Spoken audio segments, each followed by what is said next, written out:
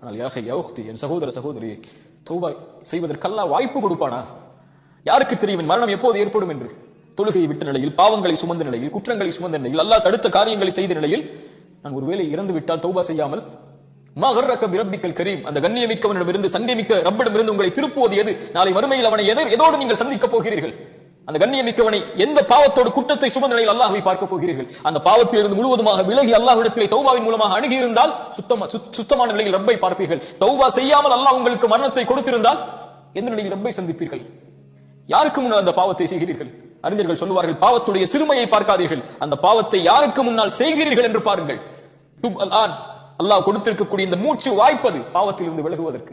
அல்லாஹ்வை நோக்கி திரும்பி வாருங்கள். அல்லாஹ்வை நோக்கி திரும்பி வந்தால், நீங்கள் ஒரு முழம் வந்தால் ஒரு ஜான் வருகிறார், ஒரு ஜான் வந்தால் ஒரு முழம் வருகிறார், ஒரு முழம் வந்தால் 2 கரம் அளவு, நடந்து வந்தால் விரைந்து வருகிறார், அல்லாஹ் ஏற்றுக்கொள்கிறார். திரும்பி வந்து விட்டேன் என்று சொன்னால் போதும், அல்லாஹ் அரவணை